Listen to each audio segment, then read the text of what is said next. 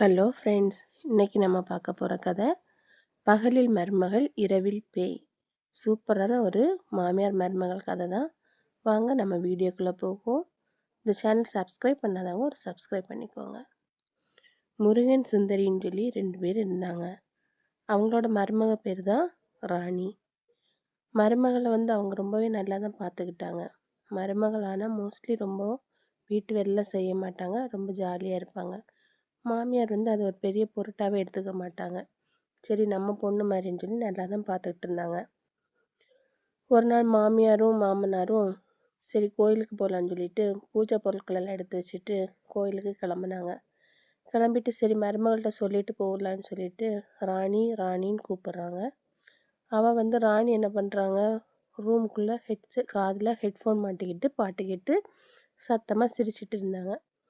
அதை கேட்ட பார்த்த மாமியார், என்ன இந்த பொண்ணு நம்ம வெளியே போகிறோன்னு தெரியுது, இப்போ கூட வெளியே பார்க்க மாட்டேங்குதே அப்படின்னு சொல்லிட்டு சரி அவள் ரூம்லேயே போய் சொல்லிட்டு போகலான்னு சொல்லிட்டு உள்ளே போகிறாங்க.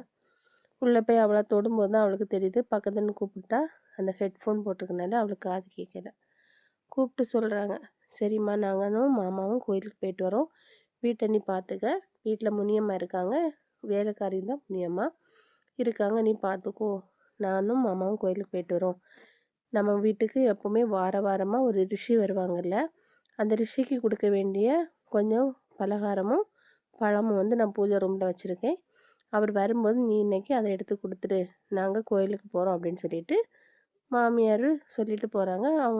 ராணியும் சரிம்மா சரி அத்தை நீங்கள் போயிட்டு வாங்க அப்படின்னு சொல்லி நான் பார்த்துக்கிறேன் அப்படின்னு சொல்கிறாங்க. முருகனும் சுந்தரியும் கிளம்புன ஒரு 1/2 மணி நேரத்தில் அந்த ரிஷியும் வந்துடுறாங்க. ரிஷி வந்த உடனே முனியம்மா பார்க்குறாங்க. முனியம்மா பார்த்துட்டு ராணியை கூப்பிட்றாங்க, அம்மா சின்னம்மான்னு கூப்பிட்றாங்க. ராணி அப்பவும் காதில் ஹெட்ஃபோன் மாட்டிக்கிட்டு பாட்டு கேட்டு சத்தமாக சிரிச்சிட்ருக்காங்க. சரி பக்கத்தில் போய் கூப்பிட்றாங்க, சின்னம்மா இன்னும் அந்த ரிஷி வந்திருக்காங்க, நீங்கள் அம்மா சொன்ன மாதிரி அந்த பொருளெல்லாம் எடுத்து கொடுத்துருங்க அப்படின்னு. சரி ஓகே நான் எடுத்துகிட்டு வரேன், நீ போ அப்படின்னு சொல்லிட்டு பூஜை அறையிலேருந்து அவங்க அந்த தட்டில் பழம் பலகாரமும் அப்புறம் அந்த ரிஷிக்கு ஒரு செட்டு துணி எடுத்து வச்சுருக்காங்க, அதெல்லாம் கொண்டு வெளியே வராங்க. ராணி வெளியே ரிஷியை பார்க்குறாங்க. ராணிக்கு ஒரு கர்வம், நம்ம கையால் இந்த பொருளை இந்த கிழவனுக்கு கொடுக்கணுமா அப்படின்னு சொல்லிட்டு முனியம்மாவை கூப்பிட்டு, இங்கே பாரு, எனக்கு இதெல்லாம் இப்படிப்பட்டவங்களுக்கெல்லாம் எனக்கு கொடுக்குறது பிடிக்காது, அதனால் இதை நீ உன் கையாலே கொடுத்துரு, நான் கொடுக்க மாட்டேன்னு சொல்லிட்டு முனியம்மா கையில் வச்சுக்கிட்டு ராணி போயிடறா. அதை பார்த்து ரிஷிக்கு ரொம்பவே கோவம் வந்துச்சு. நீ என்ன ஒரு மனுஷனாக மதிக்கலை, ஒரு ரிஷின்னு கூட பார்க்காம நீ என்னை இப்போ அவமானப்படுத்திட்ட, அதனால நான் உனக்கு ஒரு சாபம் கொடுக்க போகிறேன் அப்படின்னு சொல்லிட்டு அவர் என்ன சாபம் கொடுக்குறாருன்னா, நீ பகலில் மருமகளாக இருப்பா, இரவில் பேயா மாறிடுவா அப்படின்னு. அப்படி அதை சாபத்தை கேட்டோன்னா முனியம்மா ரொம்ப பயப்பட்டு, ஐயா நீங்கள் அந்த பொண்ணை மன்னிச்சிடுங்க, சின்ன பொண்ணு தெரியாமல் சொல்லிட்டேன் அப்படி கெஞ்சின உடனே அந்த ரிஷி சொல்லுவாங்க, சரி நீ இவ்வளோ கெஞ்சுறதுனால இவளுக்கு நான் ஒரு கருணை காட்டுறேன், இந்த சாபம் வருகிற பௌர்ணமி வரைக்கும் இது நீடிக்கும், அதுக்கப்புறம் இந்த பொண்ணு திருந்திட்டானா அந்த சாபத்தை நான் போக்கிடுவேன் அப்படின்னு சொல்லி வாக்கு கொடுத்துட்டு போகிறாங்க. ஆனால் அதை ராணி ஒரு பெருசாக பொருட்டாகவே எடுத்துக்கலை. இந்த கிழவன் சொல்கிறதெல்லாம் நடக்கவா செய்யுதுன்னு சொல்லி அவள் எப்பவும் போல ஜாலியாக உள்ளே போய் அவள் வேலையை பார்த்துட்ருக்கா, ஃபோன் பார்த்துட்ருக்கா. முனியம்மா ரொம்ப பயத்தோடையே நின்றுட்டுருக்காங்க. ரிஷியும் போன ஒரு 1 மணி நேரம் கழித்து முருகனும் சுந்தரியும் வராங்க. வந்த உடனே முனியம்மா நடந்தது எல்லாத்தையும் சொல்கிறாங்க. அம்மா இப்படி நம்ம சின்னம்மா இப்படி கொண்டு கொடுக்கும்போது இந்த கிழவனுக்கெல்லாம் கொடுக்க மாட்டேன்னு சொல்லிட்டாங்க, அதனால அந்த ரிஷி கோவப்பட்டு சாபம் போட்டு விட்டுட்டாங்க, அது என்ன சாபம்னா பகலில் மருமகளாகவும் இரவில் பேயாகவும் நீ இருப்பா அப்படின்னு சொல்லிட்டு சாபம் கொடுத்துட்டாங்க அப்படின்னு சொல்லி சொன்னோன்னா சுந்தரியும் முருகனும் ரொம்ப பயப்படுறாங்க. பயந்துட்டு முருகன் கேட்குறாரு, பேசாமல் நம்ம பையன்கிட்ட சொல்லிடுவோம், இல்லைன்னா நாளைக்கு நீங்கள் ஏன் சொல்லலை, நம்ம பையன் நம்மகிட்ட தான் கேட்பான் அப்படின்னு சொன்னோன்னா சுந்தரி சொல்கிறாங்க, வேண்டாம் வேண்டாம் நம்ம பார்த்துக்கலாம், இன்றைக்கி என்ன நடக்குன்னு பார்த்துட்டு அதுக்கப்புறம் நம்ம பையன்கிட்ட சொல்லலாம் அப்படின்னு சொல்லி அவங்க முடிவெடுக்கிறாங்க. அன்றைக்கி நைட்டு சாப்பிட்டுட்டு எல்லோரும் தூங்க போயாச்சு. ராணியும் தூங்க போயாச்சு. நைட்டு ஒரு 9:30க்கு அப்புறம் பார்த்துக்கிட்டிங்கன்னா ஜல் ஜல் ஜல்னு நல்லா கொலுசு சவுண்டு கேட்குது. உடனே முருகனும் சுந்தரியும் லைட்டாக கதவை திறந்து பார்க்குறாங்க. மருமக ராணி வந்து பேயா மாறி அவள் கதவை திறந்து வெளியே போகிறான். வீட்டுக்கு வாசல் கதவை திறந்து வெளியே போகிறான். அதை பார்த்தோன்னா முருகனுக்கும் சுந்தரிக்கும் ரொம்பவே பயமாயிடுச்சு. ஐயோ, இவ பேயை மாறிட்டாளே, இப்போ இவ என்ன பண்ண போகிறாளோ, எங்கே போகிறாளோ, பையன் வேற இல்லையே, நம்ம என்ன பண்ணலாம், ரிஷி விட்ட சாபம் பழிச்சிட்டு அப்படின்னு சொல்லி பயந்து நிற்கிறாங்க. போனவளை தேடி இவங்க பின்னாடி போகலை, பயந்து பின்னாடி போகலை, வீட்டிலேருந்து காவல் இருக்காங்க. போனவ விடிய காலைல ஒரு 4 மணிக்கு போல் வரும்போது ஒரு கடிச்சு எடுத்த மாதிரி ஒரு காதும் கொண்டு காது எடுத்துட்டு ஒரு பையில் என்னமோ நிறைய கொண்டு வந்து ஹாலில் தூக்கி போட்டுட்டு காதையும் கடிச்சு எடுத்த காதையும் போட்டுட்டு அவள் உள்ளே போயிட்டா. வாயெல்லாம் ரத்தமாக இருக்குது. அவள் ரூமில் போயிட்டா. இவங்க அவள் உள்ளே போனோன்னு பார்க்குறாங்க, ஒரு மனுஷனோட காதும் அப்புறம் அந்த மூட்டையை கட்டிகிட்டு இருந்ததில் நிறைய பணம் இருக்குது. ஐயோ, இவ யாரையோ காதையோ கடித்து கொண்டுட்டு வந்துட்டா போல், பணத்தை எடுத்துகிட்டு திருடிட்டு வந்துட்டான்னு சொல்லி முருகனும் சுந்தரியும் ரொம்ப பயந்துட்டு இருக்காங்க. அப்போ காலையில் ஒரு 7 மணிக்கு போல் ஊரில் அரசல் ப்ளஸ் எல்லாம் சொல்கிறாங்க, இப்படி நம்ம ஊர் பண்ணையார் காதை யாரோ கடித்து நைட்டுக்கு அடித்து குதறி கொண்டுட்டாங்க, பணத்தையும் எடுத்துகிட்டு போயிட்டாங்க அப்படின்னு. ஆனால் முருகனும் சுந்தரியை வந்து அது தான் மருமகள் தான் அவங்களுக்கு தெரியுது. ஆனால் அவங்க யார்ட்டையும் சொல்லலை. ஆனால் மருமக காலையில் பார்த்திங்கன்னா தூங்கி எழுந்திரிச்சு அவன் எப்பவும் போல் மருமக மாதிரி வரான், பேயாவனும் வரல. இவங்களுக்கு பார்த்தா பயமாக இருக்குது. என்னடா காலையில் நல்லவளாக இருக்கா, நைட்டானால் பேய மாறிடுறாள், இதை எப்படி என்ன பண்ணுறதுன்னு சரி பையன்கிட்ட சொல்லலான்னா பையன் வந்து நாளைக்கு காலையில் அவன் வந்து வெளிநாட்டிலேருந்து வரான். சரி, அவன் வந்ததுக்கப்புறமே சொல்லலாம், இல்லை ட்ராவலில் அவன் ரொம்ப பயந்துருவான்னு சொல்லிட்டு பையன்கிட்ட சொல்லலை. மறுநாளும் நைட்டு இருட்டுது. இவங்க வந்து சீக்கிரம் சாப்பிட்டுட்டு சுந்தரி முருகனும் பெட்ரூமுக்குள்ளே போயிடுறாங்க. லைட்டாக கதவை திறந்து பார்க்குறாங்க. அன்னைக்கும் நைட்டு 10 மணிக்கு போல் மருமகள் வந்து பேயா மாதிரி ஜல் ஜல் ஜல்னு கொலுசு சவுண்டோட அவள் வெளியே போகிறாள். அப்போ சுந்தரி நினைக்கிறாங்க, ஐயோ இன்னைக்கு யாரோட உயிரை எடுத்துகிட்டு வரான்னு தெரியலையே அப்படின்னு சொல்லி பயந்துட்டு இருக்காங்க. அதுக்கப்புறம் வழக்கம் போல் மறுநாள் காலையில் ஒரு 3:45 4 மணிக்கு போல் அதே ஜல் ஜல் சவுண்டோட வரும்போது இன்றைக்கி என்ன பண்ணுறாங்கன்னா, இன்றைக்கி ஒரு மூட்டை நிறைய என்னமோ எடுத்துகிட்டு வராங்க. பார்த்தா ஒருத்தனை காலை வெட்டி கொண்டு வராங்க. அந்த பேய் கொண்டு வந்து ஹாலில் போட்டுட்டு போயிடுது. அப்புறம் அது யாரோடதுன்னு பார்த்தீங்கன்னா, அது பக்கத்து ஊர் ஜமீனோட காலை வெட்டி நகைகளை கொண்டு வந்துட்டாங்க. அந்த அளவு சுந்தரி முருகன் நினைக்கிறாங்க, இப்படியே ஒவ்வொரு நாளும் பண்ணிகிட்டு இருந்தானா இன்னும் பௌர்ணமி வர்றதுக்கு இன்னும் முழுசாக 4 நாள் இருக்கே, அப்போ இன்னும் 4 உயிரை அவள் எடுத்துருவாளோ அப்படின்னு சொல்லி பயத்தில் இருக்காங்க.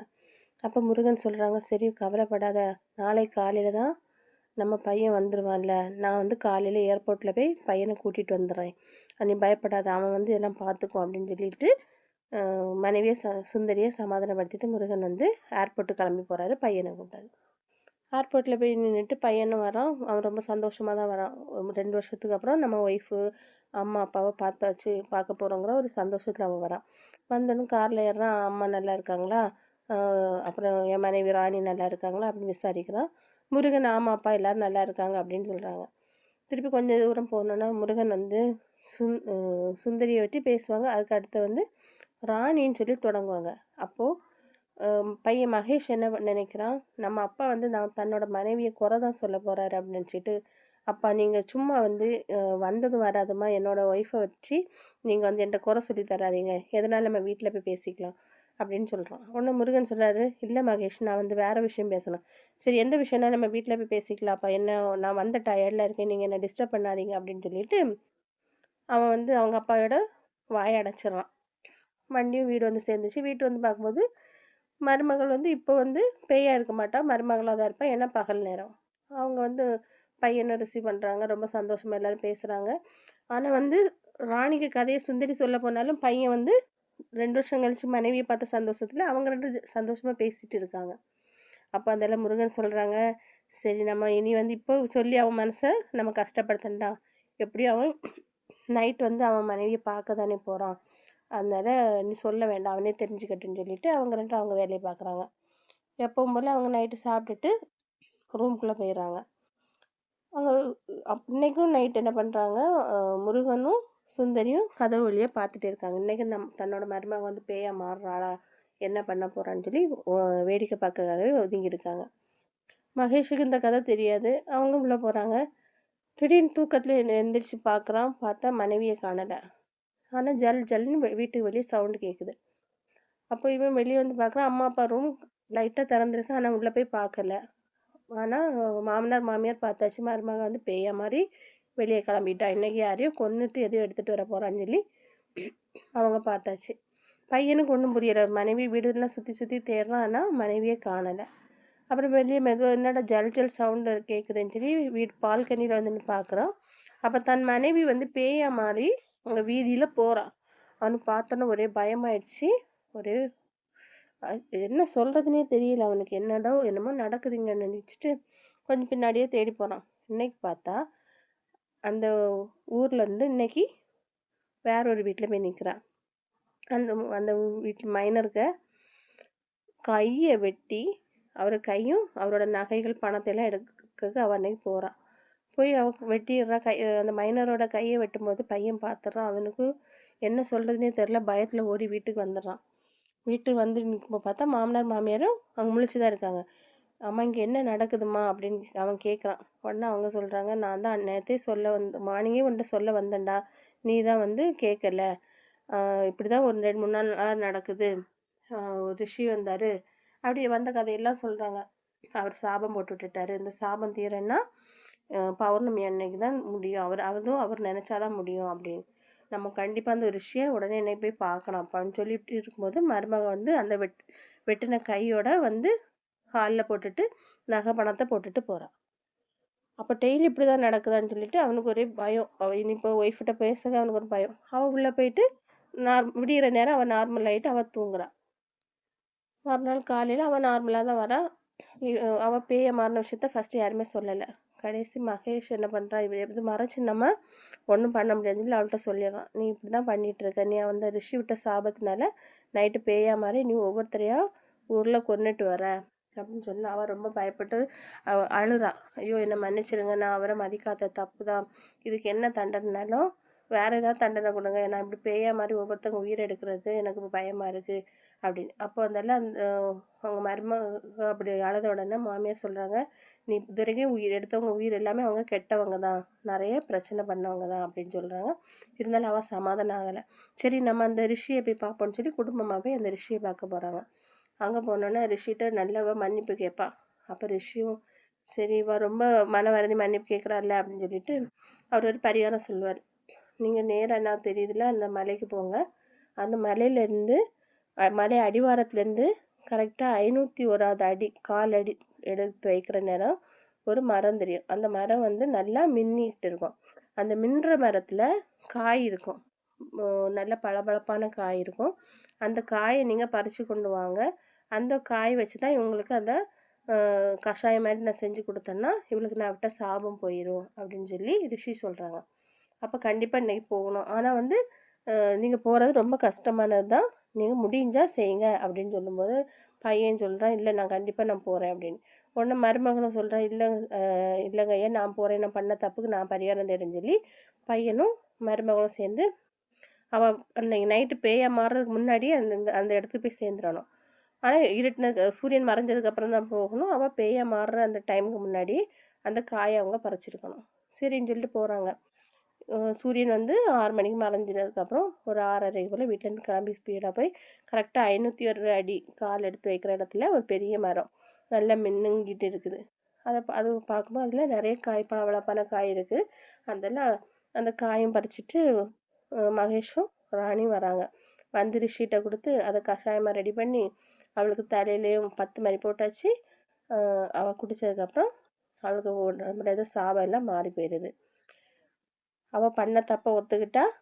அதுக்கப்புறம் ரிஷிகிட்ட மன்னிப்பு கேட்குறேன். நான் இனிமேல் யாரையுமே இப்படிலாம் அவதூறாக பேச மாட்டேன், என்னை மன்னிச்சிடுங்க, என்னோடய திமிரை யார்ட்டையும் காமிக்க மாட்டேன்னு சொல்லிட்டு ரிஷிகிட்ட மன்னிப்பு கேட்குறான். அப்புறம் ரிஷி வந்து அவங்களுக்கு வந்து ஆசீர்வாதம் பண்ணி விடுறாங்க. அழகான அவங்களுக்கு ஒரு ஆண் குழந்தையும் ஒரு பெண் குழந்தையும் பிறக்குது. அவங்க லைஃப் இப்போ ரொம்ப ஹாப்பியாக இருக்குது. மாமியார், மருமகள், பையன், மாமனார் எல்லாருமே இப்போ ஒரே குடும்பத்தில் ரொம்ப சந்தோஷமாக இருக்கிறாங்க. பகலில் மருமகள், இரவில் பேய். இது ஒரு கற்பனை கதை தான். இந்த கதை உங்களுக்கு பிடிச்சிருந்தா லைக் பண்ணுங்கள், ஷேர் பண்ணுங்கள், கமெண்ட் பண்ணுங்கள், மறக்காமல் சப்ஸ்கிரைப் பண்ணுங்கள். நாளைக்கு